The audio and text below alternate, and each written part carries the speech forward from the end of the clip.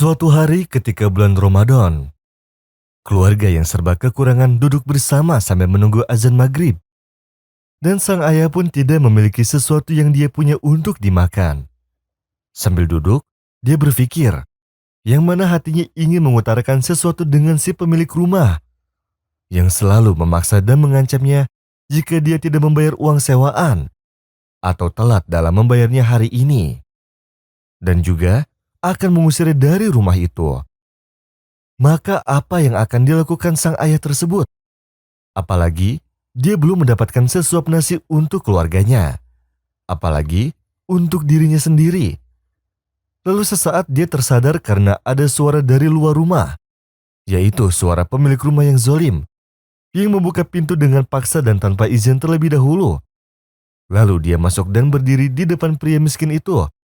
Yang selalu menjaga keluarganya yang lemah. Kemudian tanpa bicara satu kalimat, pemilik rumah itu marah besar.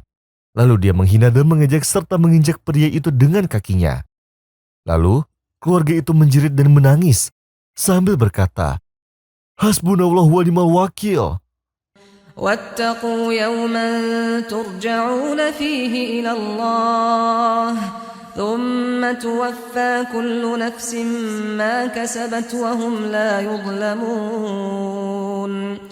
Setelah pemilik rumah itu meluapkan kemarahannya, lalu dia keluar dari rumah dengan kesombongan setelah dia mengambil semua yang keluarga itu punyai dari peninggalan terdahulunya.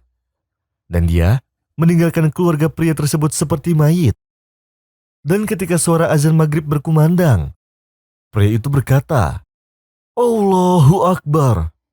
Dan ketika awal hari bulan Ramadan, dan ketika waktu dikabulkannya sebuah doa, maka keluarga yang terzolimi tersebut mengangkat tangannya ke atas langit.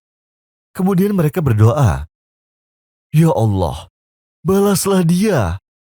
Ya Allah, balaslah dia."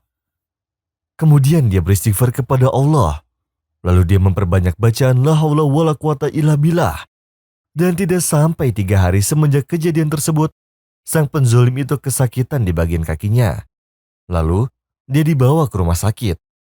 Dan setelah diperiksa, ternyata dia terkena penyakit kanker. Dokter pun menyarankan agar dia diamputasi kakinya, supaya penyakitnya tidak menyebarkan ke bagian tubuh yang lain. Dan setelah 10 hari, dia pun keluar dari rumah sakit dengan satu kaki, dan tidak bisa berjalan dengan kakinya. Dan kaki yang dipotong itu merupakan salah satu kaki yang dipakai untuk menginjak dan menendang orang yang dianiaya itu. Dan istrinya pun berkata bahwa ini terjadi karena doanya keluarga yang miskin tersebut, yang sering dianiaya dan dizolimi, serta tidak berbelas kasih padanya atau mencukupi kebutuhannya. Lalu sang istri pun mengingatkannya dengan hadis Rasulullah Shallallahu Alaihi Wasallam. Takutlah engkau terhadap doa orang yang terzolimi, karena doanya tidak ada penghalang di antara dia dan Allah. Lalu, sang istri menasihatinya agar pergi menemui pria miskin tersebut dan meminta maaf kepadanya, serta meminta ridhonya atas apa yang penzolim tersebut telah lakukan, baik itu menendang atau mengejek keluarga yang sederhana itu, yang tidak mempunyai apa-apa. ولا تستوي الحسنة ولا السيئة ادفع بالتي هي أحسن فإذا الذي بينك وبينه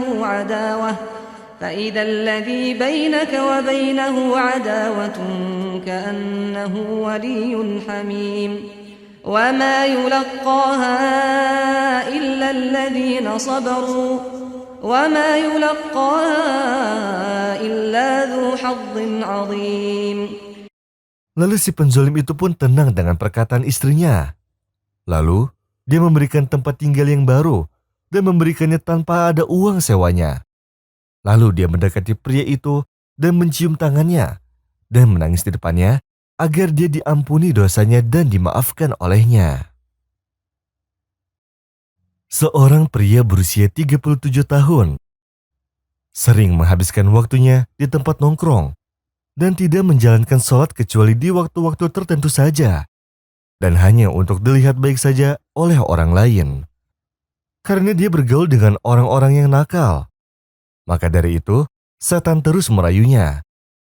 Akhirnya dia sering marah, serta perilakunya terhadap istri dan anaknya sangat kasar. Dia mempunyai anak kecil yang berusia 7 tahun yang bernama Marwan. Suatu hari, anak itu melihat ayahnya melakukan perbuatan yang buruk. Tetapi karena kehendak Allah, anak itu mewarisi keimanan ibunya yang sangat baik akhlaknya.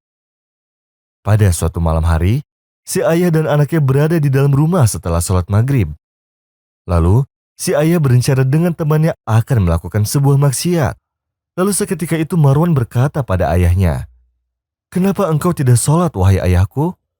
Lalu dia mengangkat tangannya ke langit sambil berkata, "Sesungguhnya Allah melihatmu." Lalu sang ayah pun terkejut dengan ucapannya. Lalu Marwan pun menangis, dan Marwan pun menjauhi ayahnya. Lalu dia pergi ke tempat keran air dan berwudu. Marwan pun belajar berwudu dari ibunya, yang merupakan penghafal kitab Allah. Setelah Marwan berwudu, ia pergi ke ruangan ayahnya. Dia pun membawa mushaf Al-Quran. Lalu dia langsung membukanya tanpa membuka per lembar. Lalu dia mengarahkan telunjuknya pada ayat tersebut dari surat Maryam, yang artinya, "Wahai ayahku, aku sungguh khawatir engkau akan ditimpa azab dari Tuhan yang Maha Pengasih, sehingga engkau menjadi teman bagi setan." Lalu Marwan pun menangis, dan ayahnya pun juga ikut menangis. Lalu Marwan berdiri dan menghapus air mata ayahnya, serta mencium kepala dan tangannya.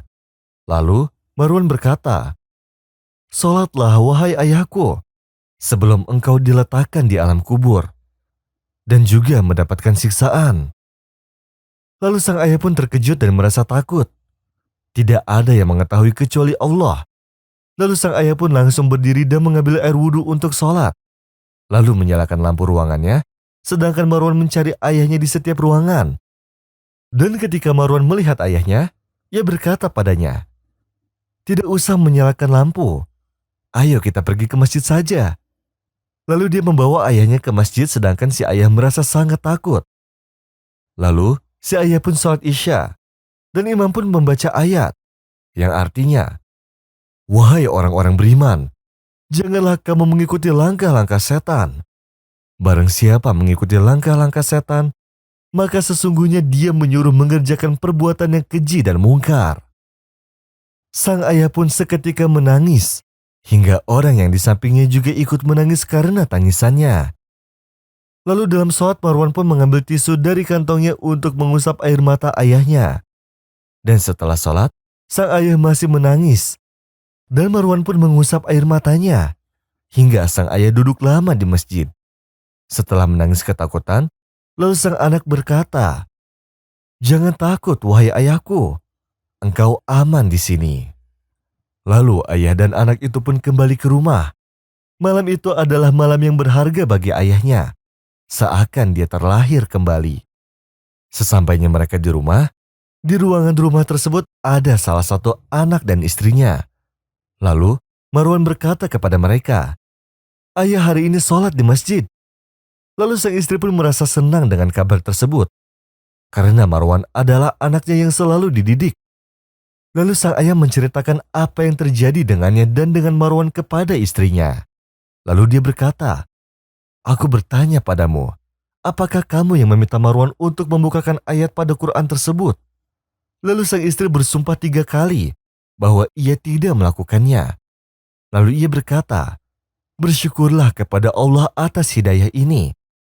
Dan semenjak malam itu sang ayah tidak pernah ketinggalan untuk sholat di masjid, hingga dia bisa menyadarkan teman-temannya untuk kembali kepada Allah dan untuk meninggalkan maksiat.